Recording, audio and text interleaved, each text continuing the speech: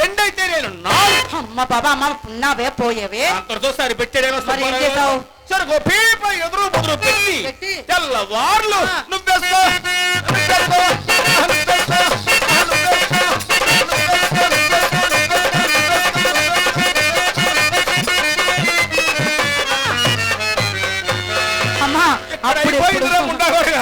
ఎప్పుడు నాకు అయిపోయినాక మొదలు అమ్మా అప్పుడెప్పుడో వేసుకుంటే ఇప్పుడెక్కింది ఏమి చెప్పమంటావే? అలా నేను సంపాదించిందంత సారాదిత్తులుగా జయించాడు గాని జేబులో నుంచి ఒక్క రూపాయి తీయలేదమ్మా. సంపాదన అలా అయిపోయిందమ్మా. అమ్మా వయసులో ఎంత గడించాను, వాగ్దాక్యం వచ్చేసరికి మన ఇంట కూడు గుడ్డలు రాలని శాపం అన్నది కదమ్మా. ఎవరు చెప్పారు నీకు ఇవన్నీ? ఆ కామాక్షమ్మ, ఆ మీనాక్షమ్మ, ఆ సుబ్బమ్మ ఎవరు చెప్పారు నీకు? అమ్మా వాళ్ళు ఎవరు అనలేదే, మన పెద్దవాళ్ళు ఎవరు అంటుంటే విని అంటున్నారమ్మా. అంటుంటే వినుంటావా? పెద్దవాళ్ళకి పని పాట లేదమ్మా. కడుపు నిండా మెక్కి 4 కొప్పులు ఒక్క చోట అలా అరుగుల మీద చేరతాయి. ఏరి ఊళ్ళో ఉన్న సంగతులు లేని సంగతులు అన్ని వేలగా కావాలి. నువ్వేదో మేళాలు చేస్తున్నావు, సంపాదిస్తున్నావు, మూట కడతాను అని వర్షం అయిపోతున్నారు. అమ్మి ఆ శాపానికి ఇప్పుడు పట్యం లేదమ్మా. ఎందుకంటే పూర్వం విటులు వయసు మళ్ళిన వారకాంతలను వాడిన పువ్వులు వాళ్ళ వాసన పిలిచి అలా పడవేసే. మరి ఇప్పుడు వారు ఇప్పుడు ఈ కుర్రకార. అవునమ్మా. ఈ కుర్రకార దగ్గర ఏముంది? ఏంటో ఎంసీ ప్యాకెట్లంట, గుట్కా ప్యాకెట్లంట, ఖైరీ ప్యాకెట్లంట, నవిలి నవిలి నవిలి నవిలి ఒంట్లో శక్తి అంతా బయట తీరా మంచం ఎక్కేసరికి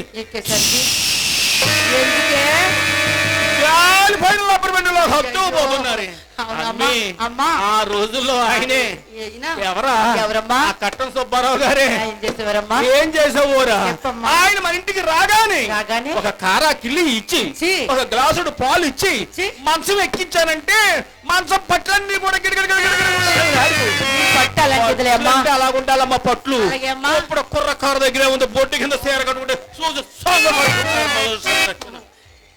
వేడే వీడు ఎవరే? ఆ కొండ ముచ్చి మొహోడే ఎవరే? ఆ గుడ్ల గుమ్మ ఆ అక్క పక్షి ముండా కొడికి ఎవరే? అమ్మా ఆయన అలాగనకే ఆయన ఈ పూట ఎవరో అప్పు అడిగినారటమ్మా, అందుకే వెళ్ళి ఉన్నారమ్మా.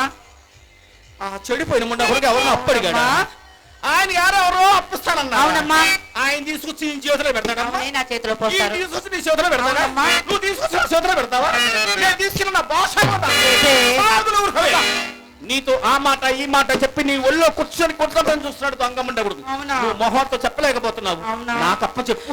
శనగలు తిని చేయి కడుక్కున్నట్టు ముండగుడు శంకరగిరి మన్యాలు పట్టిస్తాను. అయినా ఈ విషయం తెలిసిందేమే?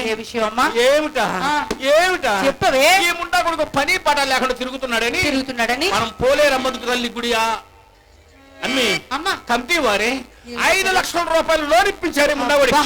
ఏదో ఒకలాగా బాగుపడతాడమ్మా. ఏమి వాడు బాగుపడితే ఇక్కడ సంతోషించేది ఎవరి? మనమే కదా. అవునమ్మా. ఈ మంచి పని ఎలగబెట్టాడు.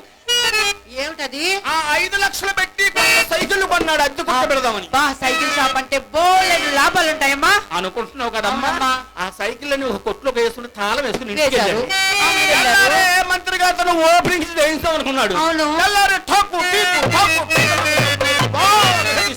తీశాడు.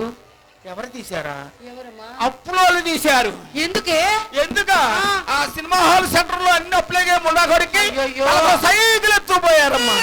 పాపం ఆయనకే మిగిలిందమ్మా. నువ్వు అంత బాధపడవద్దమ్మా. ఆయనకి నీకు నాకు పనికొచ్చేది ఒక్కడ మిగిలిందే. ఏమిటా? అవునమ్మా. ఏమిటా చెప్పవే?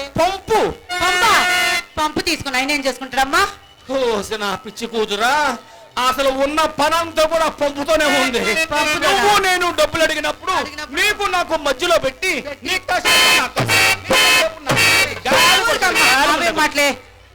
అయినా బాగుందానికి ఒక మొగుడు లారీకి ఒక డ్రైవర్ అన్నట్టు మనకెందుకే వాయు వరుసలు వెళ్ళ చెరువులకు వీటిల్లో పైన వల్ల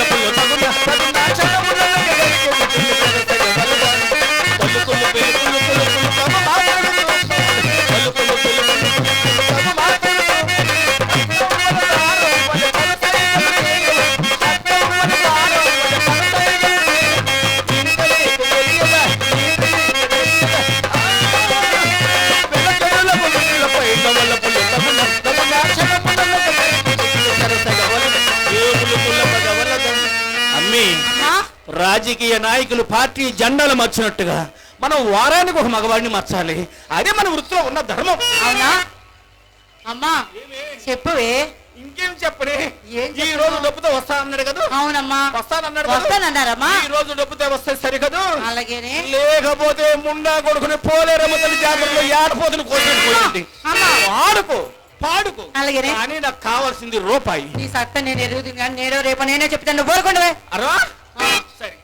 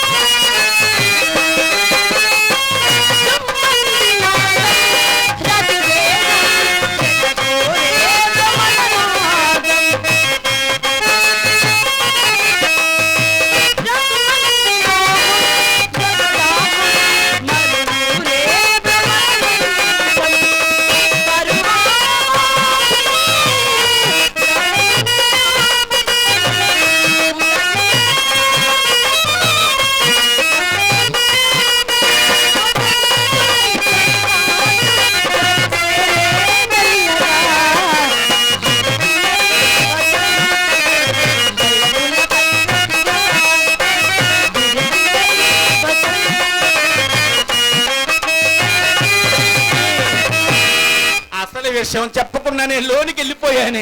ఏమాటమ్మా? ఏమిటా చెప్పమంటావా? చెప్పమ్మా. పట్టవలసిన చేప పైకే వచ్చిందన్నట్లుగా అదృశ్యమైన కోడగుంటూ మరి ఇంటికి ఎదుర్కొంటూ వచ్చిందమ్మా. ఏమిటది? ఏమిటా? అవునమ్మా. ఏమిటా చెప్పవే. మన ఈది చివర చివర అప్పారావు గారు ఉన్నారు, చూసావేమి? చూసానమ్మా. ఆయన కొడుకు సుబ్బారావు గారు లేరేమి? చూసానే. చూసావు కదా? చూసానమ్మా. ఈ రోజు ఉదయం నుంచి సాయంత్రం వరకు కూడా ఆ సుబ్బారావు గారు తెలగపిండి తిన్న కుక్క పిల్లలాగా మన ఇంటి చుట్టూ ఏదో పన్నుండి వచ్చుంటాడే అమ్మా. ఏమి వీళ్ళందరూ మన ఈదులకు ఎందుకు వస్తూ ఉంటారే? ఎందుకు వస్తారే? వాళ్ళకు ఎందుకు వస్తూ ఉంటారు, మనం అందుకు రాణిస్తూ ఉంటాం. అది నీకు తెలియదే గాని 60 సంవత్సరాలు పైపడిన వారైనా సరే మన ఈదులో అడుగు పెట్టేసరికి కింద నుంచి పైకి ఉడుకు రక్తం దానిని ఒలపు రోగం అని అన్నారే. ఎలాగమ్మా? ఎలాగా? ఒలపు రోగము పుట్టని వాడు దాని వాడకే రాడు, వస్తే వచ్చిపో వాడు మన ఎంత కన్నెత్తి చూడడు.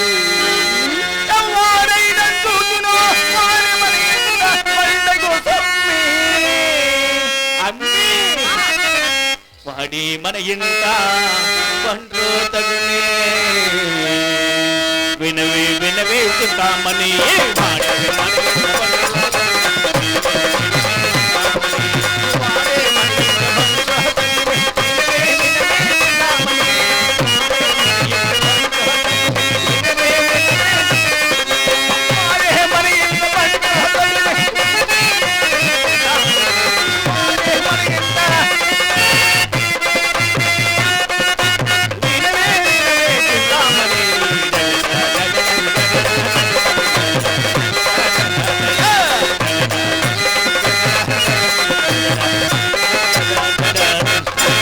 ఈసారి ఆ సుబ్బారావు గారు వచ్చినప్పుడు మన కొత్త మేడ మీద పిట్టగోళం పక్కన నుంచి ఒక్కసారి అలా తలుక్కుమని అమ్మా సెల్ ఫోన్ టవర్ లా నువ్వు కొంచెం చూపించవే.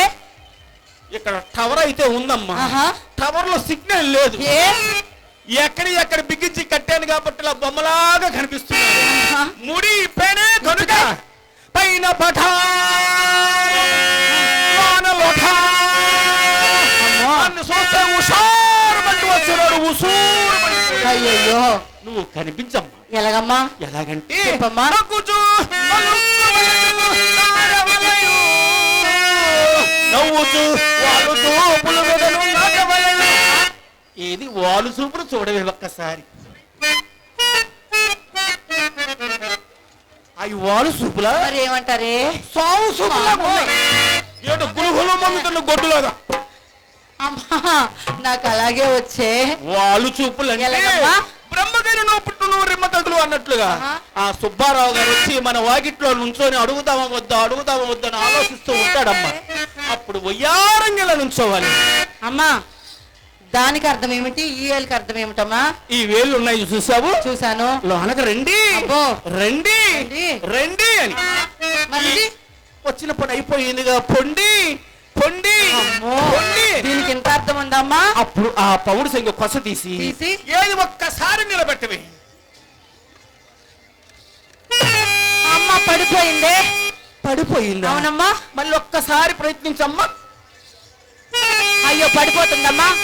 పడిపోతుందన్న అవునే. సుబ్బారావు గారిని వదిలేస్తావేమో నువ్వు. ఏమమ్మా? ఎంత పడిపోయిందని సరే ఆ. మన వాకిట్లోకి వచ్చి మనల్ని చూసేసరి ఇదిగో అమ్మా నీ అనుభవం ముందు నా అనుభవం ఎంతమ్మా? అప్పుడు ఈ కొసరు పట్టుకుని ఇలా మెలేస్తూ ఉండాలమ్మా. అమ్మా చీర చెంగు చిరిగిపోతుందమ్మా. ఇక్కడ చీర తిరగదమ్మా. మరి? ఆయన నరాలు జూ జూ జూ. అవునా? అప్పుడు పై పంటితో కింద పెద్దని పెట్టి ఈ కంటితో 3 సార్లు ఆ. అబ్బో అమ్మా. కనుక ఈ కంటి చూపైన గుండెల్లో రామభరం లాగా టక్కు టక్కు టక్కు అనుకుంటాడు. అబ్బా. అప్పుడు ఆయన గారు చూస్తూ ఉండగా ఏ? ఆ జడలో నుంచి ఒక్క పుష్పం తీసి తీసి అలా వాసన పిలిచి అలా పడవేసి దీనికి నువ్వు అర్థం మేడ ఏంటి? మీదకి వెళ్ళిపోవాలి. ఎందుకే? దానికి అర్థం ఏమిటంటే చెప్పమ్మా. ఏమండి సుబ్బారావు గారు ఆ. మీరు నాకు నచ్చారండి. వచ్చారండి. నేను గనక మీకు నచ్చితే నచ్చితే మేడ కింద మమ్మ ఉన్నది. మమ్మతో మాట్లాడండి. బేరం కుదిరించి మేడ మీద పంపించుద్ది. పని చూసుకొని పక్కదాన్ని అమ్మా, వెళ్ళిపోయి దీనికి ఎంత అర్థం ఉందా అమ్మా? తగ్గి తగ్గి. తగిలి వెనుకకు తగ్గవలయు. దగ్గన్నా ఏమన్నా దగ్గు తగ్గవే. ఆ, తగ్గుతానమ్మా. ఏమే ఈ దగ్గు కనుక సుబ్బారావు గారు చూశాడంటే చూస్తే? మళ్ళీ కరోనా వెనక్కి తిరిగి వచ్చింది అనుకుంటాడు. అవే మాటలమ్మా. లేకపోతే ఏమిటి ఏమిటి? దగ్గు అంటే దొంగ దగ్గు తగ్గాలి. ఎలాగమ్మా? ఇదిగో ఒళ్ళంతలా బిగబెట్టాలమ్మా. అమ్మో బిగబెట్టి పెట్టి అమ్మో అమ్మో దీనికి అర్థం ఏంటమ్మా? ఇటుల ఆకర్షణము చేయు ఇటుకులివే. తక్కు చెట్టు పొర తక్క జన్మ తరగము. తక్కు చెట్టు పొర తక్క జన్మ తరగము. తక్కు చెట్టు పొర తక్క జన్మ తరగము. అమ్మా ఏమిటి ఆ 2 కళ్ళు అలా కొట్టుకుంటున్నావు? టక్కు టిక్కు టక్కు టిక్కు అని. 2 కళ్ళు కొట్టానే. అవునమ్మా. ఈ కన్నేమో ఇటువైపు వారికి, అబ్బా ఈ కన్నేమో ఇటువైపు వారికి. అలాగా? ఇక వేలు చూసావు. ఆ. మనము ఆడవరమా, అవునమ్మా. అందుట్లో వేసినమా. అవునే. మన వ్యాపారానికి గుట్టు మట్టు ఉండొద్దేమి. అవునమ్మా. ఆ దారే కేకేసాం అనుకో, కేకేస్తే? ఇది ఎక్కడ 5 రూపాయల బేరమా అని చెప్పేసి మన అబ్బో. ఇంట్లో చూడరు. అవునా? అందుకని అందుకని? ఇలాంటి పండగలకు పండుగలకి పట్టణం నుంచి వచ్చే కుర్రకారు ఉంటారు. ఉంటారు. గ్రామంలో మొహోర సంగతి తిరిగే పెద్ద మనుషులు ఉంటారు. ఉంటారమ్మా. అమ్మి అమ్మా. 10వ తరగతి తప్పి నిక్కర్లు వేసి తిరుగుతూ ఉంటారమ్మ కుర్రకారు. అవును. ఏమి తోచక మన ఈదులో తిరుగుతూ ఉంటారు. బయట చెప్పులు ఉన్నాయి అనుకో, ఉన్నాయనుకో. అమ్మో వాళ్ళ ఇంట్లో ఎవరో ఉన్నారు, వాళ్ళ ఇంటికి చూస్తే కొడతారు అని చెప్పేసి మన ఇంటికి చూడరమ్మ. అమ్మా. అందుకని వయ్యారంగా ఇలా నుంచొని నుంచొని ఈ చెయ్యిలా పెట్టి పెట్టి, ఈ వేలులా పెట్టి పెట్టి, లోన ఎవరు లేరు, లోనకర ముండ కొడక, లోనకర ముండ కొడక, అమ్మా. లోనకర ముండ కొడక. అబ్బా అమ్మా దీనికి ఎంత అర్థం ఉందా అమ్మా? ఏమి అమ్మా ఆ ఎర్ర పట్టు చీర కట్టుకోమంటే ఎప్పుడు తలుపులు బలుపులు తలుపులు బలుపులు. ఎరుపు అంట. ఎరుపులో ఏముందమ్మా? ఎరుపులో ఏముందా? అవునే. అసలు ఈ ఎరుపును చూస్తే ఎటువంటి ఎక్స్ప్రెషన్ కూడా ఆగిపోవాలి. అవునా? ఎర్ర చీర కట్టుకుంటే ఈ ఒంటికి ఈ ఇంటికి ఆ వచ్చాయన కంటికి ఎంతో ఆనందాన్ని కలిగిస్తుంది. అవునా? ఎరుపులో పడితే ఎటువంటి ఎర్రివాడైనా అలా ఇరుక్కుపోడే. ఇరుక్కుపోతాయి. ఆహా. అన్ని నేర్పాలండి గురువు గారు. ఏమ్మా? ఏమి చెప్పు. వాళ్ళు జడేసావు బాగానే ఉంది. చేస్తున్నాను. అసలు బిల్ల పెట్టుకుంటూ మర్చిపోయేవి. బిళ్ళ నాకెక్కడిదే? బిల్ల నాకెక్కడిది? అంటే నీ దగ్గర బిల్ల లేదా? లేదే. చాలు కూడా ఉంటాయి. నీ దగ్గర లేకపోతే నా దగ్గర లేదు బిల్ల. నీ బిళ్ళ నాకెప్పుడు చూపించావమ్మా? అయ్యో, నా బిల్ల 1/2 మందాన్ని ఉండేదమ్మా. అబ్బా, ఎవరు ఎవరు చేయించారమ్మా? కవసాల పిచ్చి వేశారు గారు ఒక ఆయన ఉండేవాడు. ఆయన గారు పోతూ పోతూ పోతూ చేయించలే బిల్ల.